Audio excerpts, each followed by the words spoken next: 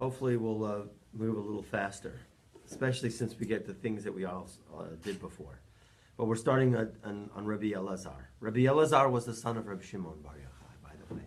Also hung out with his father in the cave for 13 years. He was a little bit more younger and therefore a little bit more feisty, okay? In other words, when they came out of the cave after 13 years, the Gemara relates that they would see people doing wrong stuff, and Rabbi Elazar would zap them and turn them into bones, and his father would revive them. Oh, wow. I don't know how many times that was happening. Maybe after the third time, like, if you do this one more, we can't do this all day, son. You can't just keep killing people like this, okay? Okay, so, what? Okay, so in any case, a lot to be said with that, but we won't go into that. Okay, so Rabbi Elazar, who is the son of Rabbi Shimon, he opens up. Okay, and we're referring to actually the name of Noach. Willie, we should do me a favor. Can you give me one of those blue chumashim, please? Okay, because we're talking about the name of Noach. Okay, and there was a Rashi in actually Bereshit. Let's get to it. When we get to the end of Parshat Bereshit, okay.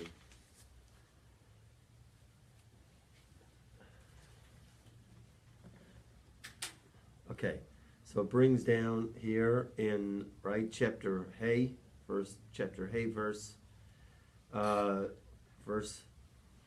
29. Okay, it says, right, Lamech lived, right, Shtayim u'shmonim shana, u'med shana v'yoled Noach, like Lamech lived 182 years and begot a son, and he called his name Noach, saying, Zeh, this one will bring us rest from our work and from the toil of our hands, from the ground with which Hashem had cursed. Okay, so they bring down in Rashi really that there's two understandings of why Noach was called Noach. Okay, so one of them is, let me just find it here. I saw it.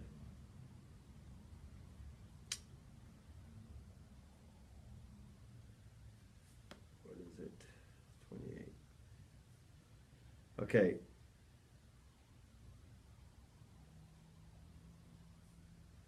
Itzvon Yadenu, until Noah came, no one had any vessel which to plow with in the ground. The ground was cursed because of man, and no one had any kind of plows to go ahead and work the ground, because the only thing the ground would produce was thistles, thorns, and so he came up with the plow, the concept of a plow. Hello, right? No one came up with it. No one thought of it. Dang, right? Because the land was full of thorns and dardarim, thistles, and when people would plant wheat, so from the curse of man, right, it grew up thorns and thistles. You'd plant wheat, you wouldn't get wheat. Really strange. But in the days of Noach, it stopped. Okay? Meaning it leaves us. Tivarshehu kach ein tam halash nofel al Hashem v'yata tzarich likros shmo Menachem. And then there's another version, what we call him, another name we call him Menachem. Okay? Does that mean it should be his name is Menachem. Okay? But it's not Menachem. Okay? Right? Because you have to say this is according to Rashi what he said. Okay?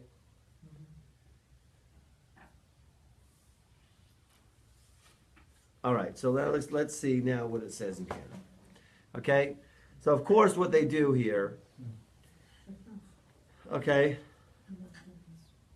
we'll get into it. Okay, Noach and what it really means Noach. But here's Rabbi Elazar, and he's going to explain the verse. He's going to explain why Noach and what is the idea of Noach from another verse. We always do this. The concept is called rich poor. Rich poor, which meaning well, the verse that we're looking at now, we really don't know what it means. So what do? We scan a lot of places to find meaning and what it means here in the text. So he says here, Rabbi Elazar opens up and he says, L'chu chazu mifalot Hashem. Come and see the wonders of God. Asher sam shamot ba'aretz, who has placed desolations in the world. Okay, this is a very strange verse that it brings down into Tehillim. Come and see the wonders. How does it translate? Come and gaze upon the works of Elohim, how he has brought desolation on the earth. Now, the interesting thing that they want to focus on is the word chazu. The second word, which means gaze, okay, is an Aramaic word. Usually in Tehillim, there's no Aramaic words. In the whole of Tanakh, except for Daniel, there's really no Aramaic. But here, all of a sudden, chazu. Chazu is the Aramaic for see. Why couldn't it say ra'eh? Come see, go and see the wonders of God. What is the idea? Why did it change the language of see to gaze? Gaze meaning chazu. So he says here, Haikra ha'itmarvu kmuha. Okay, this verse we've learned about. It's explained in another place. But we're going to explain it this way here. Aval lechu chazu. What does it mean, lechu chazu? Come and see. My chazu, kamoda atamar. Like what you say here. So now we're going to go to another verse in Yeshaya. And we're going to make a comparison. It's what actually one of the 13 ways that we do a extrapolation or understanding Torah is one of the things that's handed down is called a Gezerah Shava. Gezerah Shava means equal words. That means if you have one text where you have one word, you scan through with your mind, of course, people can do that in 3.4 seconds, and find another place where it has the same word. Even though it doesn't seem to be the same topic. But still, from that word, and then this word, if we can equate and we can learn what it says over in this word.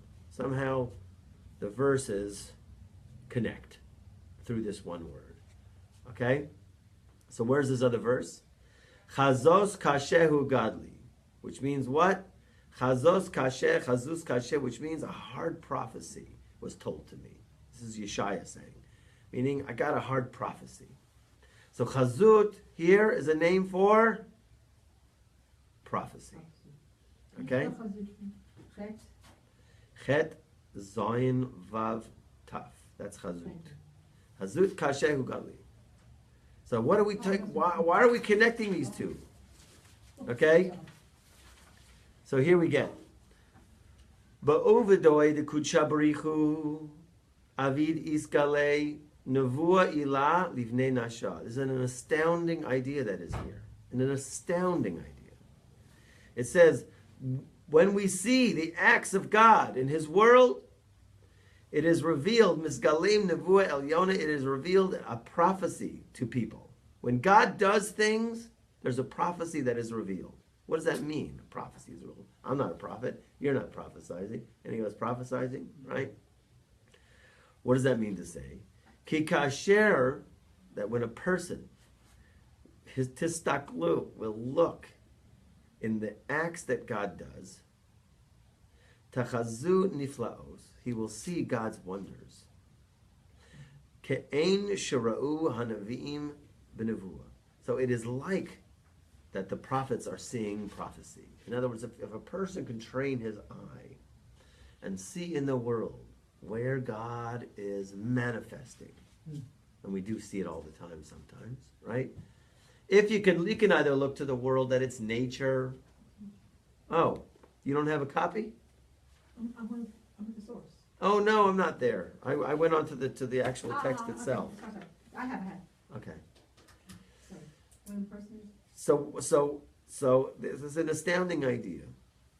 So the verse says, "Come and see," and it uses the word chazu, means see, like gaze, upon the acts of God, the works of God, right? So that means why chazu? Chazu is, you could call it like a tam or taste or an aspect of prophecy. Mifalot Hashem, from the pella, from the acts. Sorry, not the pella. The acts, the wondrous acts of God. If a person would open his eyes to seeing in the world the wondrous acts of God in an everyday way, I'm telling you, the fact that Trump won, right? It's an act of God, right? There is a God, okay? So, I shouldn't be saying this because it's live. You mean?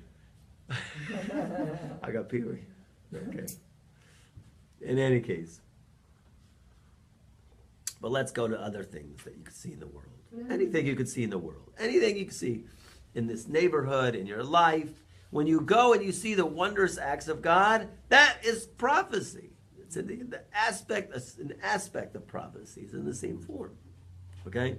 I had happened to me. It was a wondrous thing happened last month. My wife was away in Israel. And when, I'm cruising, I'm doing whatever I'm doing, taking care of the kids and everything like that. And all of a sudden I get a phone call. Somebody calls me out of the blue and says, listen, I promised, I made a deal with somebody, and I promised if I was going to give you a cut of that deal. Well, someone just settled with me a big score, so I've got a big check to give to you. Okay? I was like, okay. But the amazing thing was, what was amazing? Like, I didn't even see the storm that could have raged if I hadn't received that. In other words, everything was going to crash in my bank account. Everything was going to crash. Bills were not going to get... and I wasn't even aware of it. I was completely oblivious. Because I was in another track of mind, thinking of something else. And all of a sudden, boom. And in other words, God gave to me before I even needed it. He arranged something before I even needed it. And I was like, wow, that was pretty amazing because, here my wife was in Israel just swiping the card, walking down the street, swiping the card like this, I was oblivious to what was going on, just paying for this, paying for that, and I'm like, okay, man. But, from somewhere else, the wonders of God. When you see the wonders of God, it's an interesting thing that you could think about. That is ke'ein shira'u hanavim b'nevuah. That is like the prophets sing prophecy. Okay, so that's the first part of the verse. Okay, but the main thing was the second part of the verse, which is a very interesting thing. Asher sam shamot ba'aretz. Literally, that means who placed desolation in the land. What do you mean who placed desolation in the land? Everybody's so blown away with this. They go off the simple understanding, and they all say, "Don't read it like that. Don't read it with a patak under shamot, which means desolation." Read with a tseire, which means shemot. Asher sam shemot ba'aretz, who has placed names in the land. Okay, now what does that mean? Okay, here we go. Asher sam shamot, which means what? Don't read shemot, rather read shemot, mean names. Deha, that behold. And this is another astounding idea. Shema garim l'kula. This is something that a person has to really take dearly and put it in their pocket. The name causes everything. Wow. Okay? Name causes everything. Name Why? is essence, right? Because here he brings in not only that, not just the essence, but you're going to see. I'm going to show you 3 examples. But the Kodesh Baruch Hu, it says here in the Mitoch Midrash, here's the source where he gives he gives knowledge to people, like a prophecy, to call the names to their children on something that will be in the future. In other words, every single parent, everybody says this. Everybody in the religious world says this. Yeah, to name a kid, you get a prophecy. It's known. You've heard that before? You ever heard that before? I really can't think of that. Anytime, yes, to name a kid, Hashem gives the parents prophecy what name to name them. Okay? In other words, there's a prophecy that pops in to name them. Shana was the most interesting. My wife had them all, right? She had all the names, right? This one, she couldn't come up with a name. So I had to come up with a name. It was great. Because I based it on a dream that she had. She told me a dream she had. I'm like, that's the name. Okay? Oh, okay. Right? Which her father-in-law said the name in a dream. But she didn't click with her. For some reason, it just didn't click. Because it was a baby that was like, looked messed up. And my father-in-law, who already passed away, he said, well, it's a Shana Punim. Right? Shana Punim means like beautiful face. Right? So Shana. So I got to name her Shana. And I felt so good. It was great. So, but it's more than that, okay? But that's just the opening, because he says here al shem ha'atid, okay? So here, like what we said in the beginning, kasiva yikra et shmo Noach limor ze yinachamenu mimasei yedenu o miitzvon yedenu.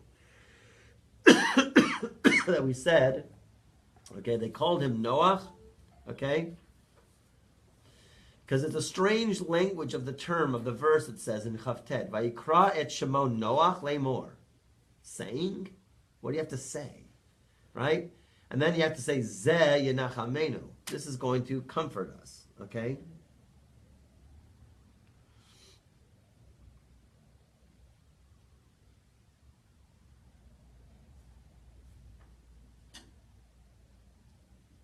Okay. So, the idea here is that Noach, what was Noach going to do? According to this, right? Noach was going to be the one who was obviously in the future, who was going to make rest to the whole judgment that was upon the world. Settle the judgment. Noach means rest. Settle. Okay? So there was two. Menachem, that didn't say Menachem. If it was going to be comfort, it should have said Menachem. It didn't say comfort. So it had to mean something else other than he'll comfort us. Okay? Okay? So it had to be some other kind of resting. Okay? There's two other places in the Torah that it brings down in the Talmud in Brachot about the name causing. Fascinating, actually, that we see by Leah. Leah called her firstborn son what? Ruvain. Okay? So really it says in the verse, she says, Ra'u ben, that my husband will see that I have given him a son. That's a simple understanding of the verse. But really, Ra'u ben means see what's between. See what's between what? So she says, see what's between, right? My son to the son of my father-in-law. Who's Leah's father-in-law? Yitzchak. Who's the other son of Yitzchak? Esav. So she's saying, see what's the difference between my son. I mean, did she know what was going to be in the future? I don't know. But this is what it means. See, he's going to explain. See what's between my son to the son of my father-in-law, who's Esav. Right? That Esav ben Chami, even though even though with his full knowledge and will, he sold his birthright, as it writes, and he sold his birthright to Yaakov, right? Chazuma kazivbe vayishtom Esav et Yaakov. But no, we see later on what happens. Esav was very angry at Yaakov, the fact that he sold him his birthright. He had to shut himself up, right? Stifle himself due to his anger. Because in the end, he complained. He says he took the brachos and then he took the behor. Wait a minute. You stole it fair and square, right?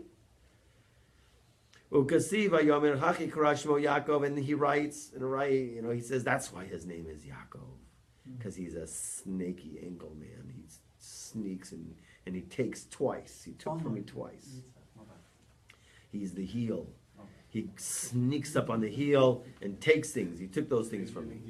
But wait a minute, Leah is continuing. But my son, Ruvain, even though that really Yosef by force took the firstborn, because Ubechalalo Yitzua Aviv, what happened? Reuven, who was the firstborn, he was supposed to be the high priest.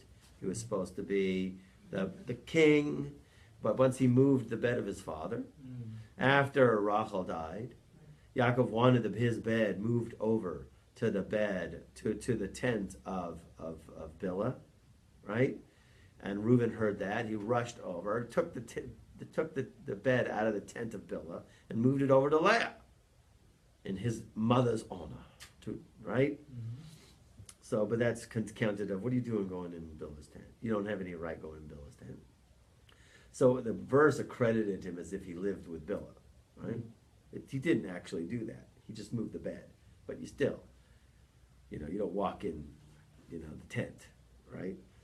But still, because of that, the Bechorah, his firstborn, was given to Joseph and all of his sons. The firstborn was given to Joseph. But he didn't have any jealousy for Joseph whatsoever. That Reuben heard when they were trying to kill Joseph, and he tried to save them from their hand. In other words, he had no issues about it. See the difference between my son and Esav, the son of my father. That's what Reuben, and you see in the name, caused his destiny. You have to ask now, what is your name? And what is your destiny? And maybe you don't know it yet. Okay, and maybe you have an English name and a Hebrew name. Right? I have an English name and a Hebrew name. Two different things. What? I don't know. You don't know. You don't know. No, it's weird. Because we name them after ancestors. Our family. Yes, but even then, there's got to be something. There's more. There's more. There's got to be a destiny in there. There's a destiny. So what happens once you get to, for example, you convert and you drop your old name into the Hebrew? You're a new entity. You get a new mazal, you get a new... Totally Change new. your name, change your model. Every molecule is just completely transformed. Yeah, absolutely. Every single thing. You go into the mikveh, you've dissolved, and then you come out from the mikveh, and you're a completely different person. Completely different. The molecules. All your sins are forgiven. God gave the whole Everything. It's completely different. You are the neshama. It's like completely different. See, the real essence of the mikveh is not going in the water. It's when you come out of the water. Okay? It's the re-emerging of something completely new. The mikveh is the vortex. I like the word vortex. I just can't get it out. How does it feel to be out of the vortex? I can't. I gotta get back in. We're all trying to get back in. What do you got hooked? We got a vortex fetish. Okay? So in any case, there's another name, root. Who knows what root means? So root means, right? Root means, Rabbi Yochanan says, Shezaksev yatsa mimeno David, shehir viuhu lakodesh baruch hu b'shirus v'tishbachos. Okay? Because root also, her name was root, because root comes from the root, right, of ravat, which means satisfy. That she gave birth to King David, who satisfied the Kodesh Baruch Hu with songs and praises. So really, her name, Ruth, is called Satisfy. Okay? Right? They don't have anybody down in Fondren named that, do they yet? They have Shawanda. What? What? Ravat, the word son. Ravat, Reish Vav Taf.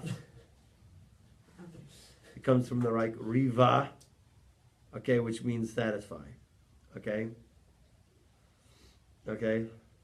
And he brings us the exact same verse that the Zohar brings, that Rabbi Eliezer said, come see the mighty works of God, right?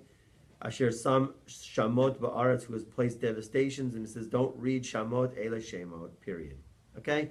In other words, the idea really is expressed here is, we see three examples from Reuven, Ruth, and Noach, how the name causes a destiny. And not only that, it's from everything else.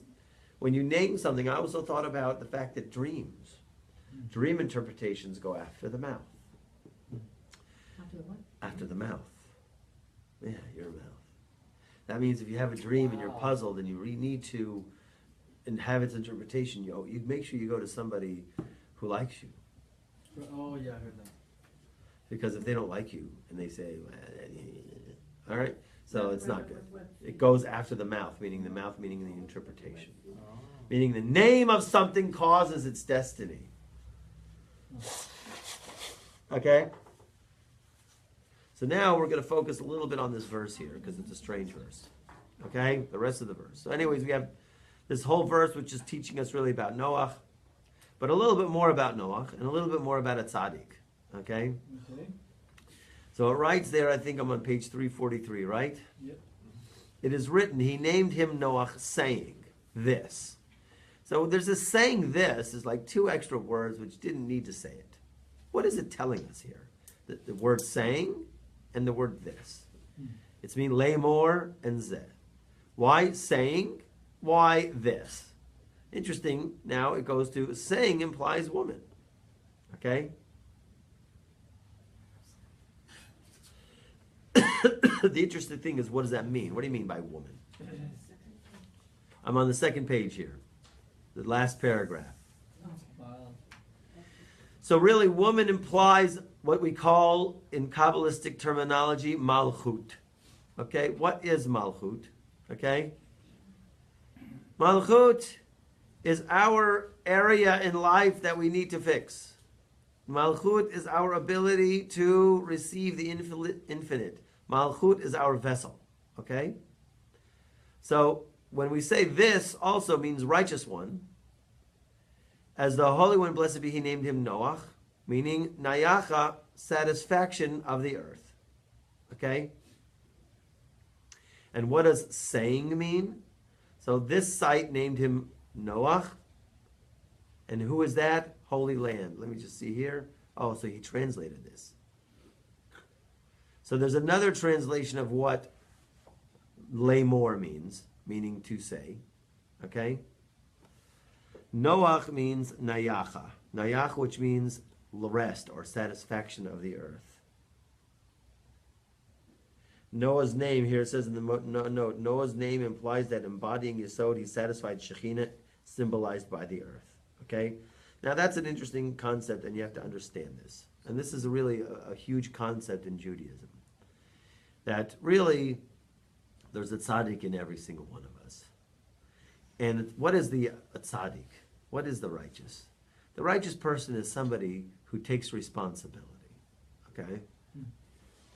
And meaning takes responsibility for, in his heart, he has to feel the pain of others and feel the pain of the Jewish people in general.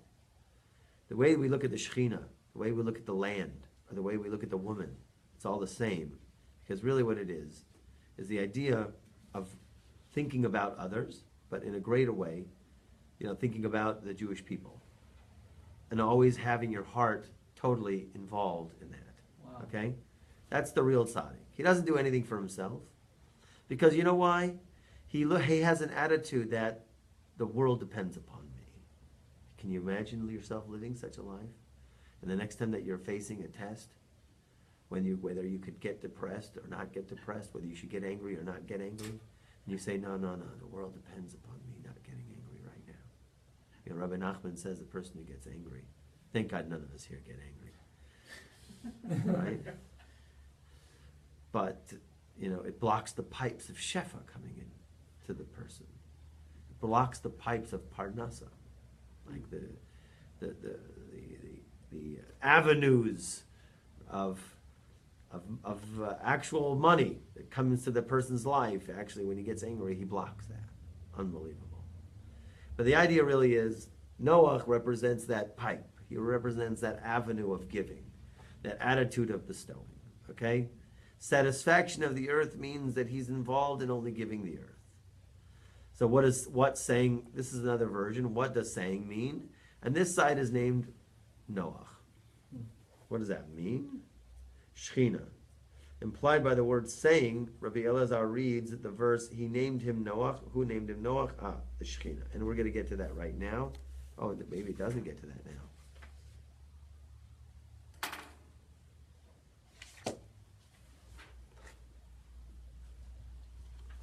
One second. I'm just looking and seeing if I have it here.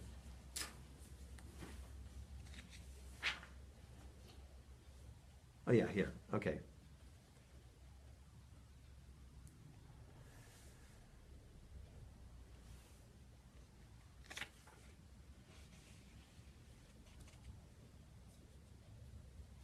So here he says something quite amazing here.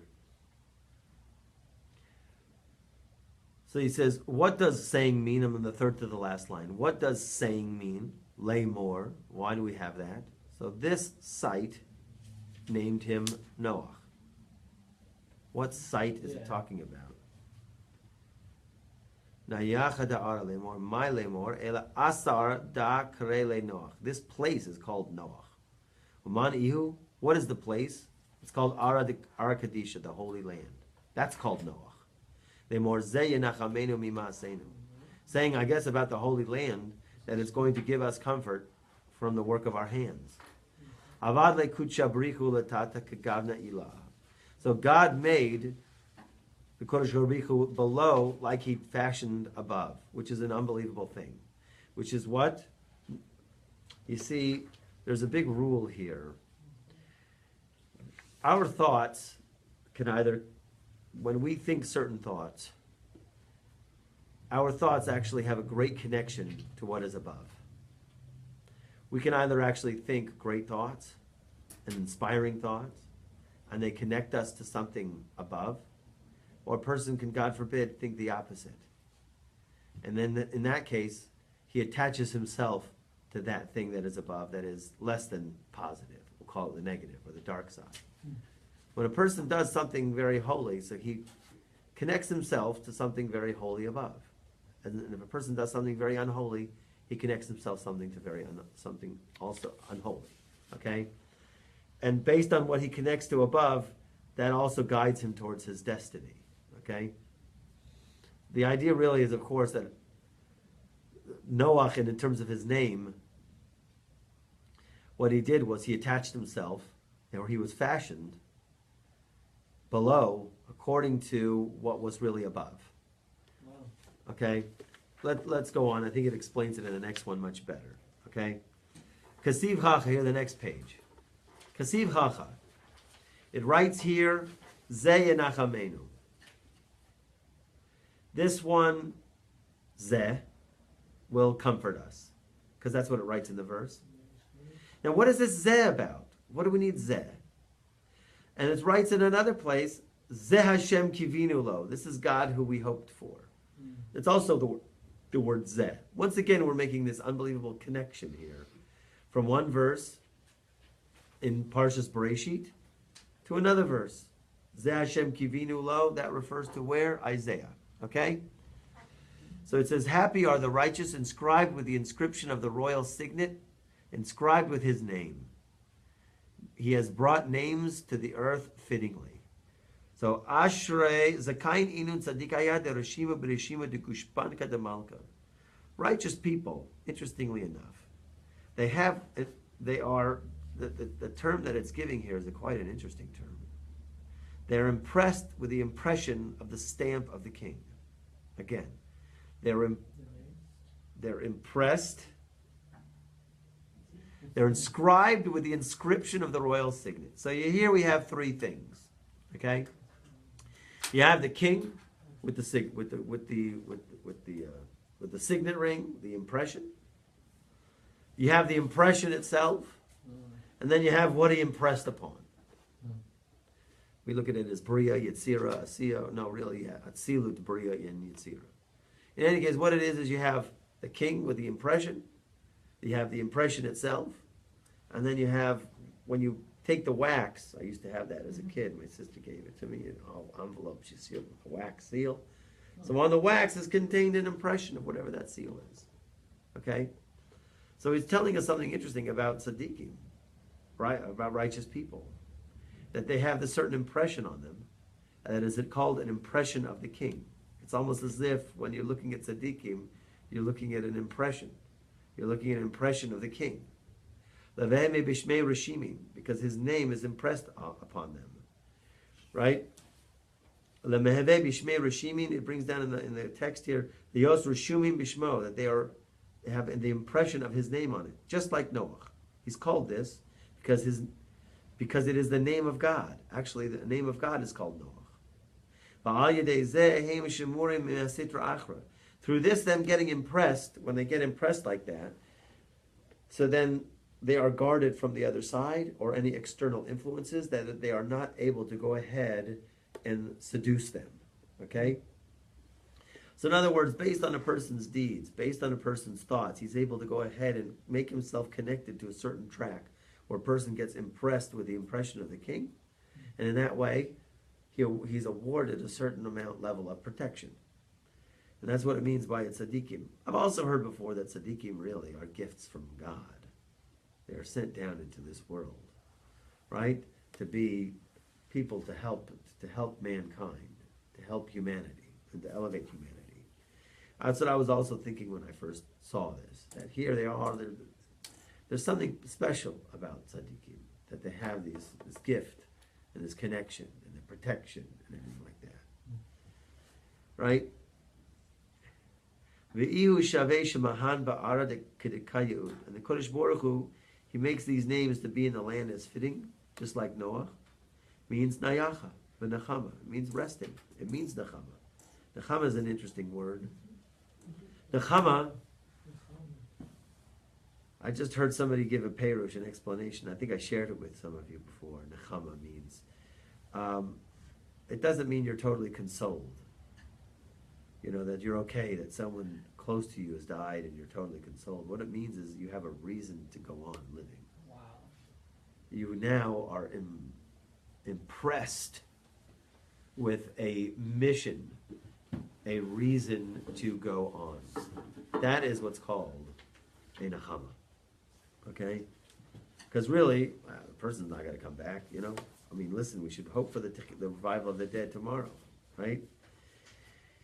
There's another, he brings another example of how name causes destiny. There was Yehuda had a son. His first son's name was Er. Oh, Er died because he was evil. But if you look at his name, Er, it's Ayin Resh. If you take the letters of Ayin Resh and switch it, it means Ra. It's evil. Don't know what came across Yehuda's mind, but like I said, it's prophecy and the name causes. Names cause destiny. Okay? Names are huge things. The way we say names is a name is a revelation. Okay? For example, us that we're making our conversion and our name is given. So when we change our name, we choose our Jewish name. But being that you said that there's a prophecy given to our parents, so how does that change then? Why would you change it? Well, your parents not giving you the name. You're choosing your name. No. But you know, Hashem gave the prophecy to our parents to give us our name. Yes, but that was then, and now you're a completely different entity, and you're choosing a different name. But it's still That's why I recommend for people who need to choose a name, you have to go through the entire Tanakh. And see who it is that fits you. Who resonates? What do you resonate? What if You your have to read through all of the Bible. Sometimes they're what if your name is like David or Yosef? and Hey, you're just good. like, no. Then go with it. If you would keep it that way. If you don't, But so, but how do we know? Like my name is Joseph, and you guys are. cool. So yeah, but again, you're supposed to choose a Jewish name, so Just keep I don't it. know if to change Hey. it or not. Do you want to? What do you have? Does In, it what's resonate with you? what's going on No. inside of you? No, but what? For example, for other people, another name. For example, why would you change it into another? Because into you're a another good name? 'Cause it person. was- Depends upon you. Because So then it changes. Depends upon you. Depends upon how you feel inside you. if that's not how If you feel you don't want to be called that anymore, and you need to be called this, then that's it. But if you feel, no, this is my destiny, and my parents named me that, I'm going to stick with it because, hey, it's Jewish anyways. It's up to you. It's totally up to you. But I think most rabbis will say, I just stick with that name. stick with it. I just stick with that name. If everybody's used to it, yeah. But you can demand and say, no, it's David. I'm going with David. I feel David. Okay? Okay? Okay, so now there's an interesting thing also about names. Okay? So the verse reads, Vayikra et Shemo Noach. Okay? Vayikra et Shemo Noach, they're going to focus on the word et. It's great that the Zohar is going to, it always teaches us things. And it's going to give us rules and keys how to interpret the Chumash all over. Okay? That the word et, has no real translation. Right? I sometimes call it like the arrow. That's what they say. It's not the. It means the- Everybody says the because they don't have any other choice. Right? But really it's Aleph through Taf. Right? Which is all of the letters. So it's like a spectrum of sorts. It's the whole alphabet, Aleph to Taf. So But here he says, by Yaakov, it writes, Vayikra Shmo Yaakov. So when they called Yaakov's name, they didn't say, Vayikra et Shmo Yaakov. But by Noach, they said, Vayikra et Shmo Noach. They called et his name Noach. And by Yaakov, they didn't say that. Amai lo kasiv et. Why didn't it say by Yaakov et? So it's very different. Ela hasam darga achara, v'hacha darga auchara. Here there's one level, Here there's another level. There's different levels. In other words, the different waves of prophecy come from different places. Okay? Different addresses. Just like you get a number from here, or you get a phone call from here, you get a phone call from here. Okay? An office from here, you get a memo from an office from here, a memo from an office from there. Okay, so what does it mean? Diksi ve'ere et Hashem. Okay. Ve'ere Hashem lo kasiv.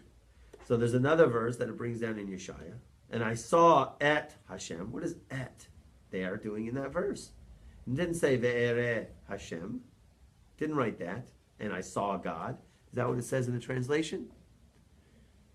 He called et Shemo his name Noach, and yet it is written he called Shemo his name Jacob.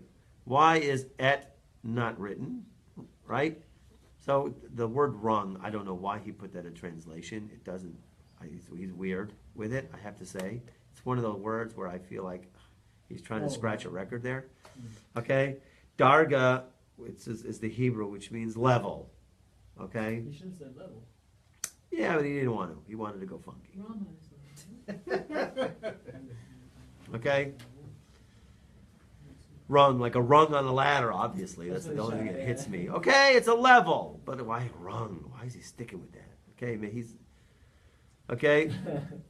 It's just, it probably is the better translation. That's why he did it, because he is a quite scholarly individual. But it's not usually what's acceptedly translated.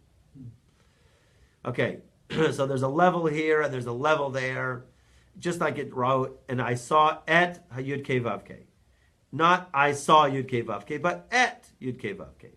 So similarly here, he called his name Yaakov, his rung, okay? Which means that was Yaakov, who Yaakov is. Meaning the Blessed Holy One himself named him Yaakov. But here, et encompassing the Shekhinah. Which means what? When we have et, you know, Rabbi Kiva, I think he was darshing every single et in the Torah, that it's including something else and something else, until he got to V'ahavta et Hashem Elokecha. What else can you love besides God? Then he scrapped the whole thing, scrapped the whole project. He had a project going. Every single et he was going through, it's including something else, something in the spectrum from Aleph to Taf. But of course, when he got to et, he scrapped it. Ve'ahavta et Hashem Elokecha. Because no, nothing else, right? All right. So somebody came and saved the day. Though you should love Torah scholars, included Torah scholars. But I don't think he bought it at the end. It's questionable if it got accepted. In any case, what's the difference? Who called Noach his name? So et really is a code word. Every time you see et, according to the Zohar and the Chumash, means the Shekhinah. Okay? There's many times, and you'll see that we have coded words in here. The word zeh, that means tzaddik. Right? Lemor, it should always hint to you about malchut. Okay? These are code words where you look in the entire Chumash, and then always teaching us, and it goes over and it brings it out in different places, that there's coded messages inside every single letter in the Torah. But the word zeh means tzaddik, right? Et means shechina. Zot also means shechina. When we say v'zot haTorah, we say it with a vav. We say v'zot, which means we're putting the vav, which is the male, zot is the female. We're saying v'zot, which means like total connection. That's what the idea here is. Total connection. And you know what you have to do when you're doing that. You have to try and find your letters in your name. Because then you get the Highlander effect. Where you okay, that's what the Arizal says. Okay? You know, you get zapped. Okay? All right. What do we... All right. No, all night. So, No. Yes. Lemur. Huh? How is that Malchut? What? How is Lemur Malchut? To speak. You know, he doesn't really explain it here. All it does is say, because of this extra world that always implies malchut, it's a hint to malchut, therefore it writes, Vayikra et Shemot Noach Lemor. Because Noach never separated, right? that Yesod and Malchut, we call these two last Sfirot, Yesod and Malchut, never separate this one to this one. Which means what? Yesod, his mind is always on Malchut. The Tzaddik's mind is always on what? Fixing the Shekhinah. Every single idea, concept in the Zohar, and all of the righteous people, and inside of every single one of us, there is only one will, and that is fixing the Shekhinah. Every single thing goes to that. And you have to have a relationship with the Shekhinah. You have to feel the pain of the Shekhinah. You have to walk, eat, and sleep Shekhinah. Okay? Every single thing leads us to this spiritual relationship we have to have with Mother Shekhinah. Okay? It was really the source souls of the Jewish people. Yeah. So, What? Fixing Shekhinah? Everything is about Tikkun Shekhinah. and you said in Everything. a previous class that Shekhinah is Am Yisrael. Yes. From The the Shulchan. Knesset Yisrael, we Yeah, saw it. Knesset Israel. Yes. If you fix Knesset Yisrael, or you fix the Shekhinah, like what I say, the Baal Shem Tov, when he would see a sick person Mhm. with a certain ailment on their body, Yeah. he would pray that Hashem should heal that part of the Shekhinah, the limb of the Shekhinah, which is broken. And then that would have an effect below into this world. Connect from above to below. When he would see things, Okay. that's how he would pray for people. He would say, I see this person has this sickness. And he would pray, God, this is just a reflection of something higher. Noach is just a reflection of something higher. Right? All of the names here, you see your names, are just a reflection of something higher. We discussed this last Sunday. Everything's a shadow down here. Just a reflection of something above. Okay? Yes, you had a question. I know you had. You forgot it. No, I didn't forget it, I'm just puzzling over Shekhinah. I'm trying to, I understand fixing the fear and bring out the holiness and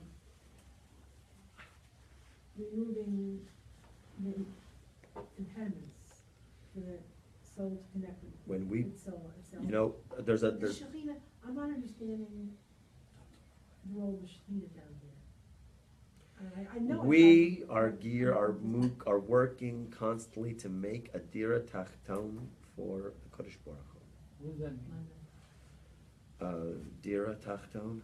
How do you translate An dira apartment, a holy Oh. blessing. An apartment, a lower apartment. A dira ma'at, a dira- We want to make a dwelling place for the divine presence. Yeah. That means you, your life, your brain, Right. your life, your body, everything around you has to be a dwelling place for the divine presence. We want God to dwell down here. Okay? It's a big Jewish principle. It's not us to evolve and meditate and go up there. No. We're trying to bring the We want to shit bring down. down. Okay? Everything's about fixing the element that receives. Okay? That's the feminine element. Now, Yesod is always connected to Malchut. It's actually, it just hit me in this week's Parshat. It's a very unique dynamic between Yehuda and Yosef, which is Yesod and Malchut. Right. Okay? That Joseph, who's the Yesod, he's the tzaddik. He never touched sin. He never got involved in that stuff. That's one kind of tzaddik, right? He never got involved in any of that stuff. Never touched it. Never saw. He definitely didn't have a Facebook page. Okay, didn't have Facebook, right? Did not have Twitter, no Facebook, squat, not, right? I don't even think forget about a smartphone. Forget about it.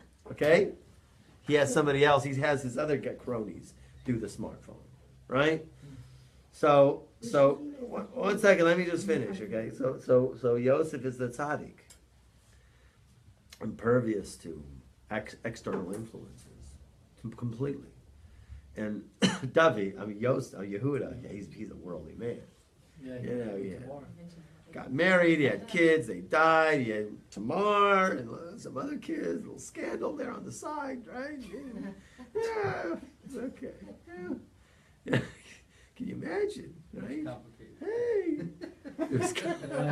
Yeah, I'd like him to say that. She says, the person whose signet ring and staff and cloak this is the guy. Well, that's pretty complicated. I don't think that would, thank God that wasn't his reaction, right? Boy, this is getting complicated here. He was, no, it was me, right? He said it was me, right? He was able to admit, right? That was the biggest thing, is his name. Yehuda means admit. Hodah, thanks, means to admit. Meaning you're right, I'm wrong. That's what another aspect of Hodah is, okay? You're right, I'm wrong, okay? The name causes. Which is always emet, right? Yehuda's always emet, or no? Well, Yaakov is more like Emet. Okay. He's the big Emet. Yehuda's Malchut. He's the guy who had the scandal. And he comes back. And Yosef is pressing him like this. The Midrash goes into long depths in terms of this heated debate between Binyamin stays. Binyamin comes with me. Binyamin stays. Binyamin comes with me. Binyamin stays. Comes with me. And and they were battling it out. Really, it was a heated thing. Yehuda was just about to go and wage war against Egypt because he had no other choice. He's not leaving without Binyamin. And Yosef is pressing him to the nth degree. So the Midrash says, I forgot the verse. But Ish tevunot yidalena, he was pulling out of Yehuda his kohot. He was forming Yehuda. At that time that they were raging back and forth, he was bringing Yehuda's potential out at that moment to repair the Shekhinah. Yosef was involved in fixing the Shekhinah, being constantly connected to it, and he saw Yehuda was it, and this is where everything has to go. They still have an argument, by the way, the two messiahs. Okay, for sure. My father-in-law brought down very simply. It's very interesting. They have. I chas v'shalom, I can't say it. I could never say it, and I've said it to people. Say you can't say that like that. But he says they have their challenges. The messiahs have their challenges, right? Yeah, Yosef's challenge, or let's say not Yosef, but let's say that aspect of the Mashiach ben Yosef has the challenge of he doesn't want to relinquish the power. He's sitting on the throne, and he doesn't want to step down. He doesn't want. And Yehuda loves women. Okay, so these ones, they have.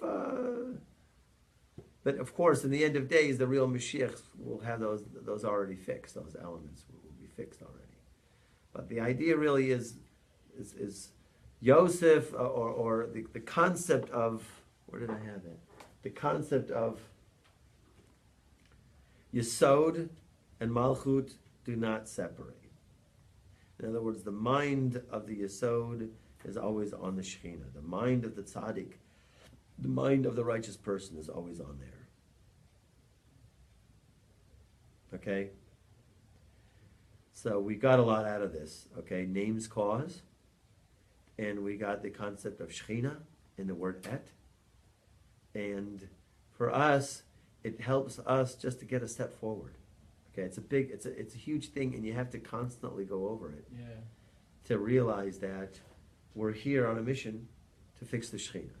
We're all here to do that. The whole goal of the Zohar constantly just pushes this. You relate.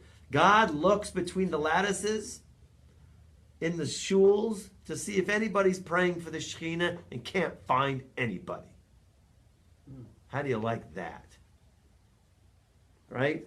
That's what the verse in Tikkunei Zohar brings down. He's looking to see, going from shul to shul. Anybody here praying for the Shekhinah? Anybody here have the Shekhinah in mind? It's a mind-blowing statement, what I just said. Mind-blowing. What? God is peeking in all the shul synagogues every day. Anybody here got in mind for the Shekhinah? So the tzaddikim would stay up at night and they would do Tikkun Chatzot. And we know that Tikkun Chatzot, which is that prayer that King David instituted, right? King David instituted? Well, it's called the prayer of King David. Wow. You have Abraham, Isaac, Jacob, and you That's have what he David. was doing at night. Which is the 4 pillars. So he was, it's about the Shekhinah. It's about fixing the Shekhinah, feeling the pain of the Shekhinah, really. Okay, anyways, folks, God willing, next week. Amen. Okay? Zohar. Thank you very much. question. Tikkun Shechina.